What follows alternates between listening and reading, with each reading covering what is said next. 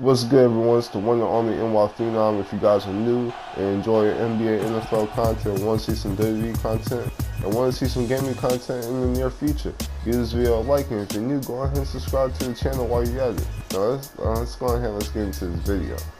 Alright, guys, that was game one, and the Toronto Raptors, they showed up and showed out, man.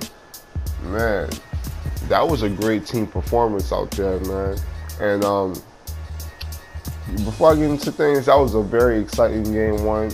As a matter of fact, I didn't even watch it live. I came back to the crib and watched it around 10:30 and stayed up to like 1 o'clock. Was going through all the tape. So it was a really great game one, very exciting. And let's go ahead and let's get into it, man. Man, that Raptors defense, man, that was a key part, man. They really played great defense, man. And we're going to talk about it. First thing first, man, the way how Marc Gasol stepped up on the pick. Marc Gasol had a really great game. And, of course, we're going to get into Paul Siakam, Spicy P. I mean, he definitely deserves the game, but I know a lot of it might not get mentioned, but the defense that Marc Gasol put on that pick and roll definitely was for real. He stepped up. I like the way how they were doubling Steph off the pick and roll and forcing him to pass the ball and pass it to other people like Draymond Green and Klay Thompson to play and make. So that was really good. Of course, another thing, Kyle Lowry. I know the stat sheet. Matter of fact, I got the stats right here. I know he had the best shooting game, but in my opinion, that's irrelevant to the way how you played. Kyle Lowry had a really good game.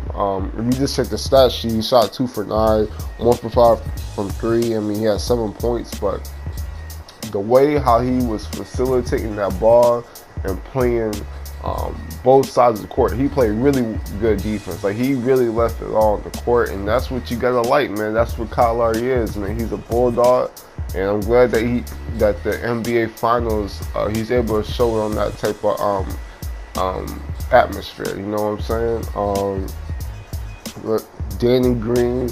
I mean, everybody was just playing defense. Like, in my opinion, I was kind of shocked because, in my opinion, I thought they were just going to throw Kawhi Leonard on Klay Thompson and have it set up like that. But no, man, I'm telling you, this is the two best defensive teams in the league, in my opinion, and we saw that. I mean, everybody from Marc Gasol to Kyle Lowry, everybody was guarding everyone on that Raptors team, and that's what's so special about this team, man. They can just throw anybody on anyone, man. This is why this is going to be a great NBA Finals.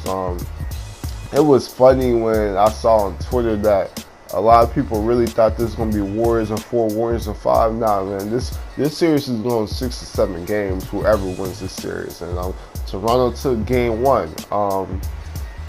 We could speak on the Warriors also. I was shocked that the Warriors, I knew they weren't going to start DeMarcus Cousins, of course, but I was shocked that they put Jordan Bell in there. He started off pretty alright, but he started getting done in the post by Marc Gasol, Paul Siakam. Paul Siakam did his thing, man. Of course, he was like player of the game. And it was so funny because Draymond Green said going into this NBA Finals, he said that he was the greatest defender of all time, which, you know, he's a great defender in the current NBA, but all time, I mean, that's a whole different conversation. And Paul Siakam just took him to work, man. I believe he only missed one shot in the second half. He dropped 32 on like 14 or 17 shooting. It was something insane. I mean, Paul Siakam really looked like the grapefruit today, how he was just attacking the rim. Like that transition, the transition offense by the Raptors was amazing. They were really running the break and getting easy shots. And another thing I want to talk about, this is why I say that the Warriors aren't better than KD. You see how hard they have to work for these shots? You see how hard they have to work for these shots? Maybe it's more fun and pleasing to your eye to see the off-ball movement. I mean, it's always great. Like, the off-ball movement was really good by Steph and Klay. today, especially Steph. Like he was showing people, he made on-ball movement. He made that, like, just watching it, it was insane. But anyway, just watching them, how they were running off the screens and wasting, not wasting, but like they were getting tired throughout the, I won't say getting tired because this is what they do, but I mean they had to work harder for these shots, man. There was like, yeah, they would run off ball, get a few open jump shots. And that was another thing, like if there was one thing I can like knack on the Raptors defense, it was the off-ball screens. They were good on the on-ball screens. Like they were really stepping up on the pick and roll and all that. But sometimes they would get lost on the off-ball screen. Sometimes they would try to go under the screen and try to fight. But by the time they got to the shooter by the time they got to Steph and Clay or whoever on those off-ball screens, it was pretty much too late and the shot was going in.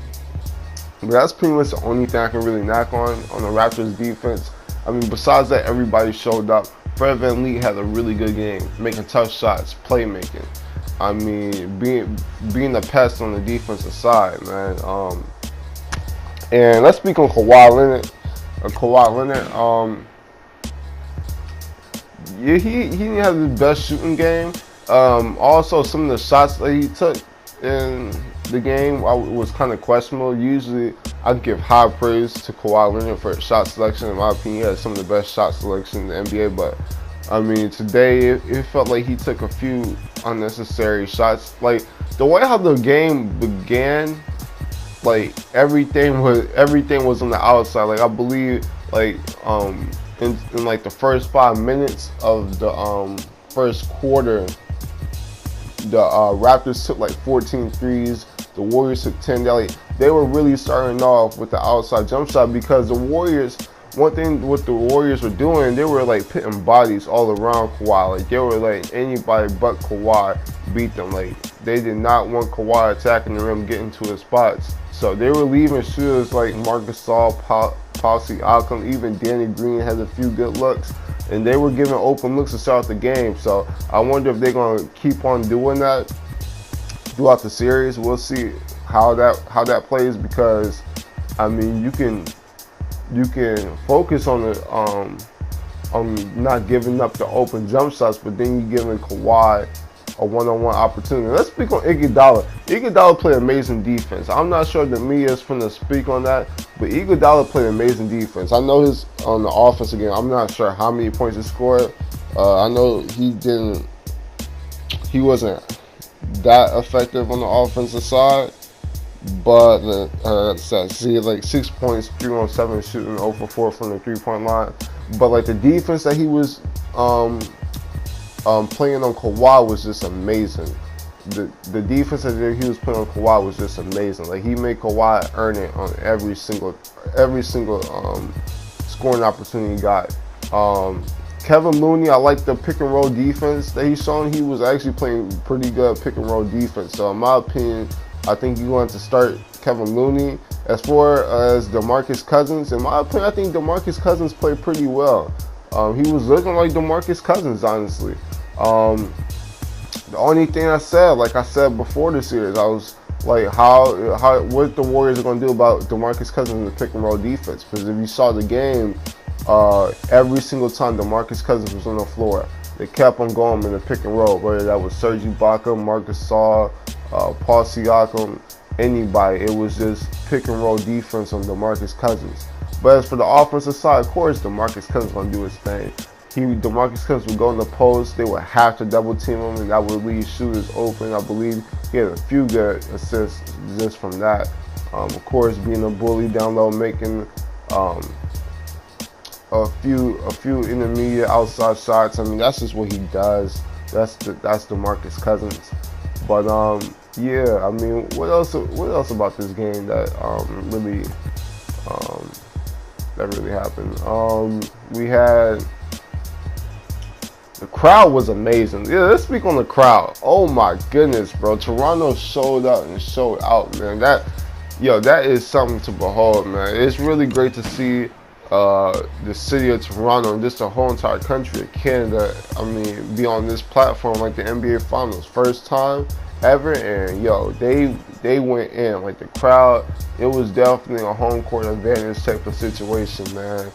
You had Drake, you had people like showing out, supporting the team. Yeah, Jurassic Park was going insane. Like, I know you guys saw the line. It was people trying to line up and get into the game. I mean, it was just insane. It was great to see, and not to bury the Cavs or anything, but you know, at times it felt like the crowd in Cleveland, it was like it almost felt like they were expected to go in the finals. So that's why when it came to NBA Finals time, the crowd didn't feel that into the game. And plus, like they knew that they weren't the big favorites. They were definitely the underdogs in every series, and really didn't feel like they had a good chance to win the series. But that's beside the point. The Toronto Raptors crowd, they showed out, and I loved it, and I love it. It was one of the best crowds I've seen in the NBA Finals atmosphere. But yeah, man, the Raptors just showed out. Spicy P did his thing, definitely earned the game ball, took it to Draymond Green. Let me speak on a few Warriors role players before I head off, as we get into that 11-minute mark. So I do want to get off of this. But Sean Livingston, man, I like the way how he played, man. Sean Livingston. I know the crowd, the media won't speak on it like that, but way that he was cutting to the rim, playing good defense. He even had a really good block on Kawhi Leonard throughout I think it was like the third quarter. Anyway, he had a really good block in transition. I mean, Sean Livingston was showing that he still has some in the tank, man. That's good to see. Like I said earlier, Fred VanVleet showed out. I mean, there was one play that I remember that Draymond, I believe it was in the first quarter. Fred VanVleet, he was on the perimeter. I believe Kyle Lowry kicked the ball out to Fred VanVleet on the perimeter, and Draymond Green, he went up to contest the three-point shot, and Fred VanVleet did a clean pump fake and got into that the intermediate game and took the mid-range pull-up, and that was just amazing. I was like, yeah, Fred VanVleet showed out. I mean, everybody. I mean, who didn't show out on this Raptors team? I know a lot of people gonna say Kawhi struggled, but I mean, he did what he needed to do to win the game, and you know, everyone around him, and they played well. They played really well. Nick Nurse had a good coaching game, and we're going to have to see how the Warriors do to change this in Game 2, because it's looking like Kevin Durant won't play Game 2. Matter of fact, I just got an alert saying that he might even miss Game 3 or Game 4. They're talking about he might come back by Game 4, but that time it could be too late. Who knows? But pretty much, that's just me giving my 2 cents of the Warriors and Raptors. This is my Game 1 reaction. And yeah, man, that's pretty much it. If you guys enjoy content like this while I'm covering the NBA Finals, want to see some more NFL, NBA news, want to see some gaming content in the future, give this video a like and subscribe to the channel if you're new. I'm the Phenomenal One, and I'm out. Buisness.